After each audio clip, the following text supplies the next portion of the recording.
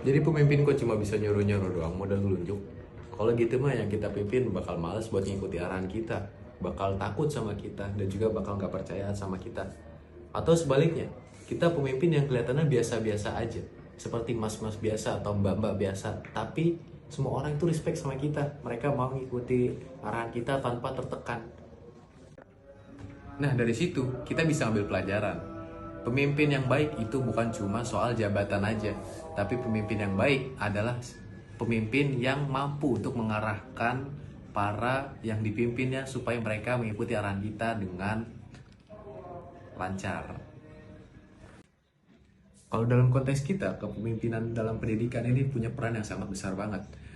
Dan kepemimpinan di pendidikan ini, di kampus atau di sekolah itu bukan cuma soal mengajarkan tentang hal akademik saja, tapi kepemimpinan harus mengajarkan tentang karakter, tentang sifat, dan juga tentang tanggung jawab yang perlu diemban oleh setiap peserta didiknya. Nah, oleh karena itu, pada video ini kita akan membahas tentang 6 prinsip dari kepemimpinan dalam pendidikan. Yang pertama motivation, terus komitmen, terus self-esteem, terus interpersonal awareness, dan juga dua lainnya. Penasaran dua yang lainnya apa? Oleh kita masuk ke videonya. Let's go. Motivation. Motivation atau motivasi.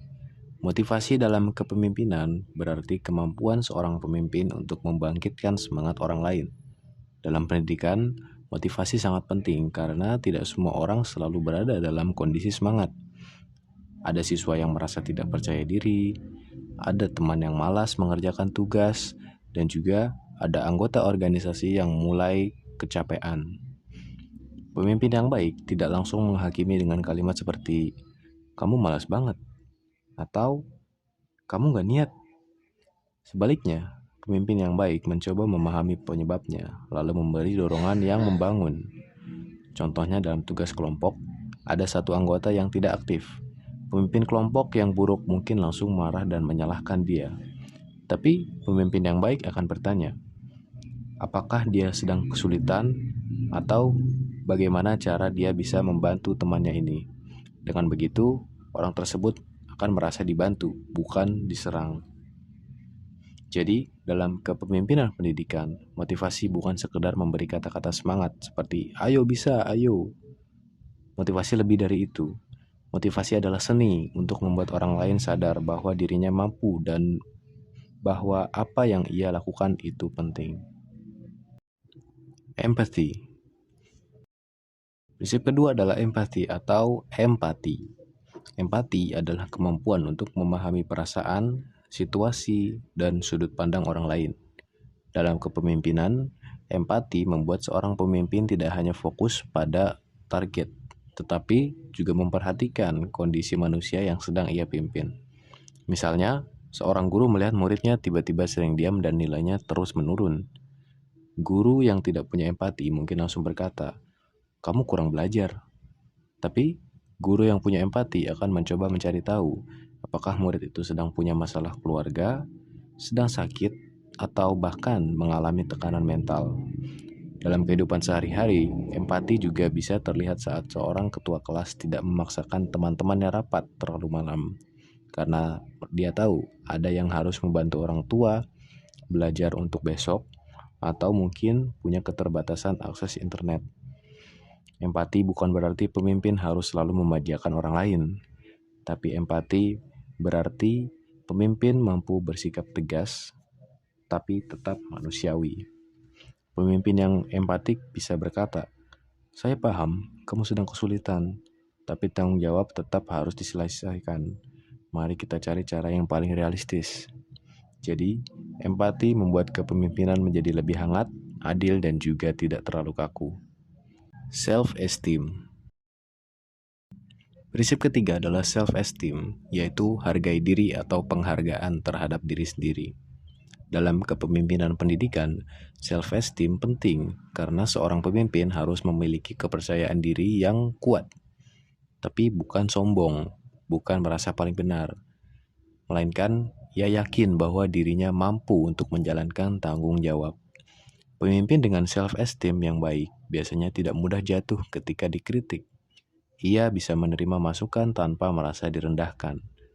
Namun sebaliknya, Pemimpin dengan self-esteem yang rendah seringkali mudah tersinggung, takut mengambil arah, atau justru menutupi rasa tidak percaya dirinya dengan sikap arogan. Contoh sederhananya, seorang ketua organisasi mendapatkan kritik karena acara yang dibuat kurang teratur. Pemimpin yang self-esteemnya rendah mungkin langsung marah dan berkata, "Kalau nggak suka, kerjakan aja sendiri." Tapi, pemimpin dengan self-esteem yang sehat akan berkata, "Terima kasih atas masukannya ya. Bagian mana yang menurut kalian perlu diperbaiki?" Selain itu, pemimpin juga harus membangun self-esteem orang lain, misalnya dengan memberi apresiasi. Kalimat sederhana seperti, "Bagian desainmu bagus," atau "Terima kasih sudah datang tepat waktu."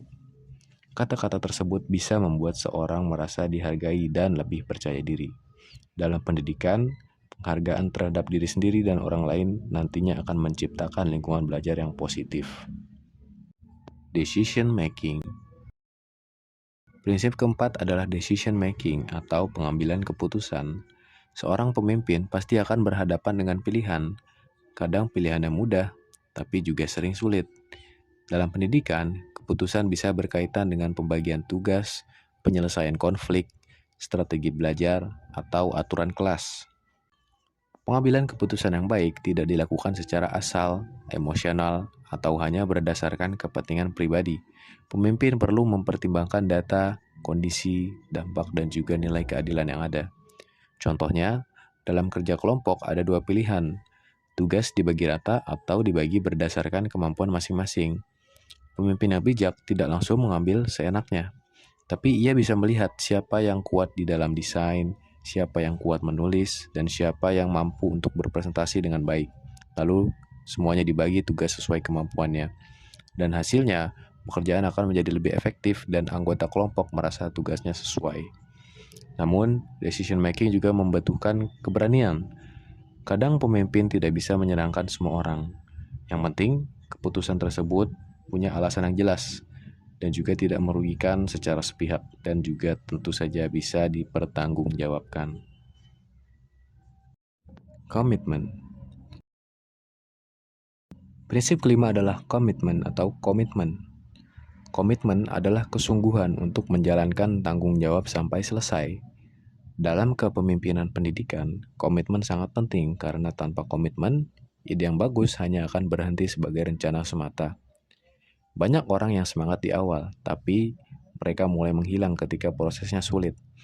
Disinilah komitmen seorang pemimpin diuji.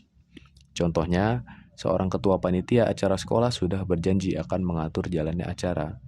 Namun ketika mendekati hari pelaksanaan, muncul banyak masalah, seperti konsumsi belum siap, pembicara yang terlambat, dan juga anggota panitia yang panik. Pemimpin yang punya komitmen tidak akan kabur atau menyalahkan orang lain. Dia tetap hadir, mencari solusi, dan akhirnya bertanggung jawab. Komitmen juga berarti konsisten antara perkataan dan tindakan. Kalau seorang pemimpin meminta anggota datang tepat waktu, ia sendiri juga harus tepat waktu. Kalau pemimpin meminta orang lain bekerja keras, ia sendiri juga harus bekerja keras dengan usaha yang sama. Interpersonal awareness. Prinsip keenam adalah interpersonal awareness, yaitu kesadaran interpersonal atau kepekaan dalam berhubungan dengan orang lain. Prinsip ini berkaitan dengan kemampuan membaca situasi sosial. Jadi pemimpin harus tahu kapan dia berbicara, kapan dia mendengarkan, dan kapan harus tegas. Kalau dalam lingkungan pendidikan, setiap orang pasti punya karakter yang berbeda. Ada yang aktif bicara, ada yang pendiam, ada yang gampang paham, dan juga ada yang butuh waktu lebih lama. Pemimpin yang punya interpersonal awareness tidak memperlakukan semua orang dengan cara yang sama, tapi ia menyesuaikan cara komunikasi agar pesan yang disampaikan bisa diterima dengan baik. Contohnya, ketika ada teman yang pendiam dalam diskusi kelompok, pemimpin yang peka itu tidak langsung menganggap dia tidak peduli. Mungkin dia hanya malu, takut salah, atau butuh ditanya langsung. Pemimpin nantinya bisa berkata, "Menurut kamu gimana? Santai aja, pendapat kamu penting." Kesadaran interpersonal juga penting dalam menyelesaikan konflik. Misalnya ada dua anggota kelompok yang berbeda pendapat. Pemimpin yang peka tidak memperkeruh suasana, tapi ia akan menjadi penengah. Ia mendengarkan kedua pihak, mencari titik temu, dan akhirnya mengarahkan kembali kepada tujuan bersama. Dengan interpersonal awareness, kepemimpinan nantinya bisa menjadi lebih komunikatif dan harmonis. Nah, jadi dari pembahasan tadi kita bisa pahami kalau jadi pemimpin pendidikan itu bukan cuma siapa yang paling tinggi jabatannya atau siapa yang paling pintar ngomong, tapi dia harus mampu untuk memotivasi, membuat keputusan, dan juga merangkul semua teman-temannya yang ada dalam organisasi tersebut.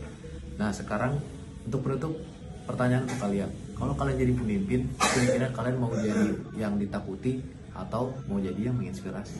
Terima kasih telah menonton video ini, semoga bermanfaat untuk kalian. See ya.